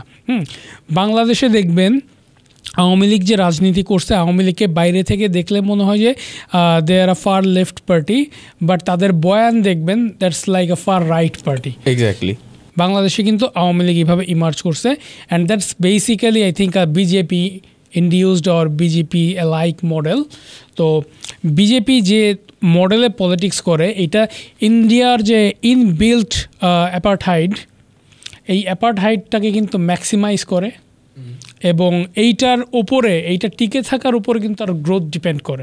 সো এই সিস্টেম যত বেশি দিন এক্সিস্ট করবে, এইটা কিন্তু এই সবসময় গ্রোথ ম্যাক্সিমাইজ করতে চাবে, এবং স্টেট ইনস্টিটিউশনগুলোকে দেখা যাবে যে সিস্টেমেটিক যে অ্যাপার্থাইড, ওইটাকে নন সিস্টেমেটিক বানায় ফেলবে অ্যাগ্রেসিভ হতে গিয়ে।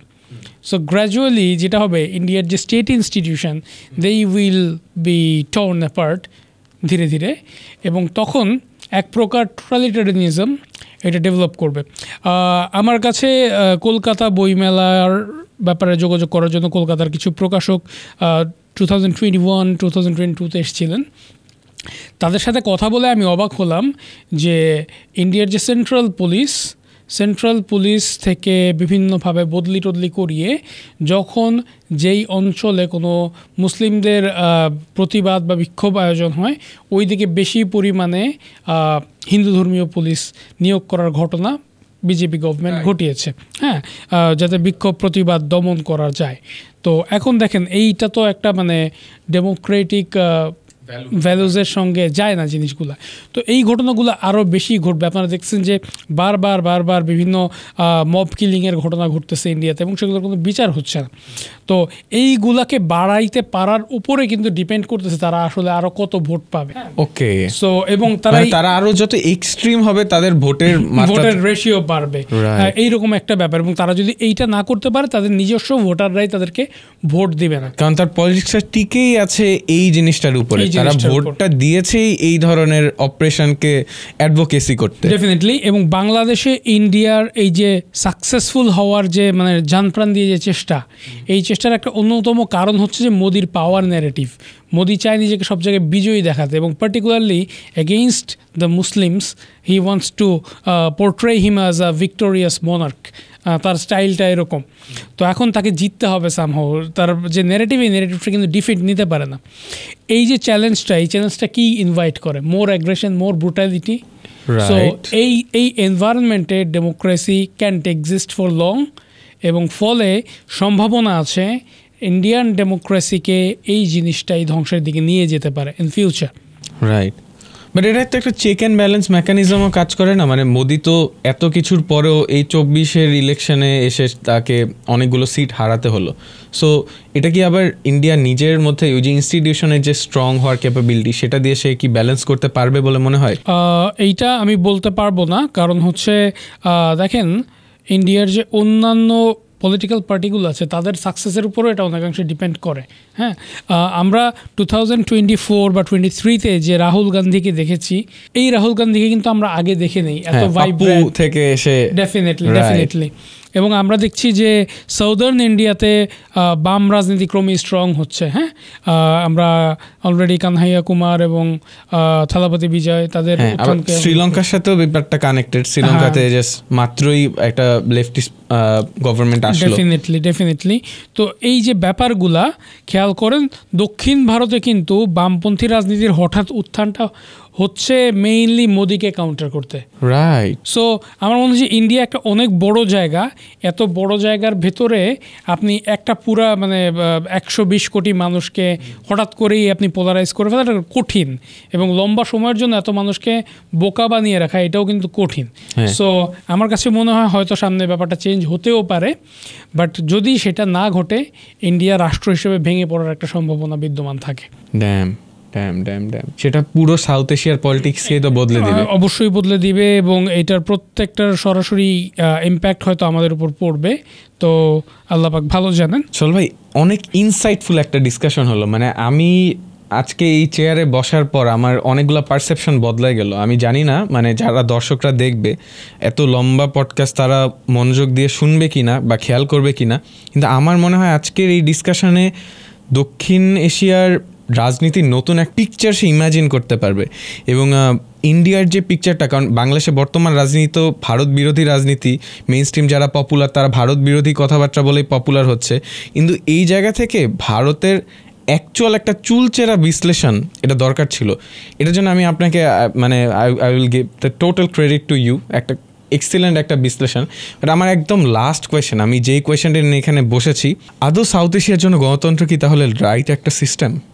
খুব কঠিন প্রশ্ন এটা, এবং পলিটিক্যালি কারেক্ট থেকে এই প্রশ্নের উত্তরটা দেওয়া কঠিন। হ্যাঁ, কারণ in perspective of political correctness the question is হ্যাঁ, আই নো দ্যাট। আমরা যদি একটু অ্যানালাইটিক্যাল হতে যাই, দেখেন চ্যালেঞ্জটা হচ্ছে যে এই জায়গায় যদি আপনি ডেমোক্রেসি না দেন, কোয়েশ্চেনটা হচ্ছে যে এখানে গুড গভর্নেন্সের এবং হিউম্যান রাইটসের, also the basic facilities of citizens সেইগুলার, হ্যাঁ, কোয়েশ্চেনটা জাস্টিসের। হ্যাঁ, আমরা দেখি যে ডেমোক্রেসি অনেকগুলো প্রবলেম এখানে জেনারেট করে সাবকন্টিনেন্টের মানুষের জন্য। আমরা বলছি যে একটা বাঞ্চ অফ ব্যান্ডিটস এখানে পলিটিশিয়ান হয়েছে, এবং তারা ওয়েলথ এক্সট্র্যাক্ট করে এখান থেকে পশ্চিমে পাঠাচ্ছে। এইটা হচ্ছে সবচেয়ে বড় প্রবলেম, এবং এই প্রবলেমটাকে টিকায় রাখার জন্য তারা কিন্তু আমাদের সমস্ত সিস্টেমগুলোকে ম্যানিপুলেট করছে। হ্যাঁ, তো আসলে ডেমোক্রেসিকে আমি প্রবলেম না বলে বলবো যে এইটা হচ্ছে প্রবলেম। এই যে প্রবলেমটা, এই যে মানে flow of wealth from east two West, এইটাকে ডিল করার জন্য বা এইটাকে মিনিমাইজ করার জন্য আমাদের যে পরিমাণ পলিটিক্যাল এডুকেশন প্রয়োজন আমাদের পপুলেশনের, এই পলিটিক্যাল এডুকেশনটা হচ্ছে কি না, that's the fundamental question of existence of democracy দিয়ে। পলিটিক্যাল লিটারেসি আসলে বিশাল বড় একটা কোয়েশ্চেন হয়ে আসছে। আপনি দেখেন এত মানুষ এইখানে নেতা হতে চায় কেন, এত পলিটিক্যাল পার্টি দুনিয়ার মানে এই বাংলাদেশ বলেন, ইন্ডিয়া বলেন বা পাকিস্তান বলেন, মানে এত পার্টি এখানে কেন? কারণ এইখানে চুরি করা সহজ, রাইট, খুব দ্রুত বড়লোক হওয়া যায়। আপনি 24 আওয়ার একটা জবে ঢুকতেছেন, being a politician is a 24 hour job. হ্যাঁ, এবং আপনাকে এটা একটা হিউজ সোশ্যাল মোবিলিটি দিচ্ছে, হিউজ সোশ্যাল মোবিলিটি। আপনি নিশ্চয়ই অনেক সংবাদের কথা জানেন যেখানে আওয়ামী লীগ আমলে বলি বা বর্তমান সময়ে বলি, কিছু মানুষ খুব অল্প সময়ে আঙ্গুল ফুলে কলা গাছ হয়েছে। এস আলমের মতো একটা গ্রুপ বা সামিটের মতো একটা গ্রুপ, এরকম অনেক গ্রুপের কথা শোনা যায় যে যারা হিউজ পরিমাণ ওয়েলথ এক্সট্র্যাক্ট করেছে অল্প সময়ের মধ্যে, যারা কিন্তু কোনো ফার্স্ট টায়ার বিজনেস ফ্যামিলি ছিল না। রাইট, বিজনেস ইথিক্সও তাদের মধ্যে ছিল না। And the same thing goes to Adani. And in some senses, Pakistani many families are also connected in this term of things in Pakistan. So তাইলে এগুলো হচ্ছে কমন প্রবলেম। সো একটা কমন পলিটিক্যাল এডুকেশন এই অঞ্চলের মানুষের জন্য দরকার, সাধারণ মানুষের জন্য, যে how to defend their rights, how to defend. এই পলিটিক্যাল এডুকেশন যদি আমরা একদম রুট লেভেল পর্যন্ত পৌঁছাতে না পারি, তাহলে ডেমোক্রেসি দিই আর যেই ক্রেসি দিই ফলাফলটা কম বেশি সেম থাকবে, এইটা আমার কাছে মনে হয়।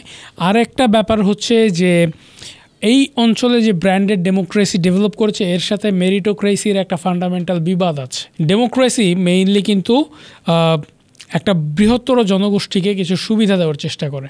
হ্যাঁ, তো এইটা পাশাপাশি মেরিটোরিয়াস যারা একটা দেশকে সামনের দিকে আগায় নিয়ে যাবে, সেই পপুলেশনের জন্যও কিন্তু কিছু থাকতে হয়।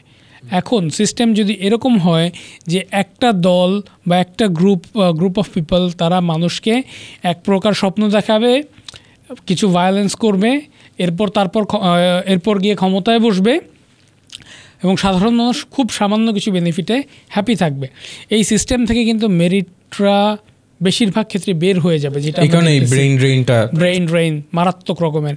তো এই যে ঘটনাগুলোকে যদি প্রিভেন্ট করতে হয়, তাইলে পাশাপাশি মেরিটোক্রেসির জন্য একটা জায়গা রাখতে হবে, and that should not be confined two only the government bureaucracy institution. So আমরা তাহলে দুইটা দিশা খুঁজে পেলাম, একটা মেরিটোক্রেসি আর একটা হচ্ছে পলিটিক্যাল এডুকেশন।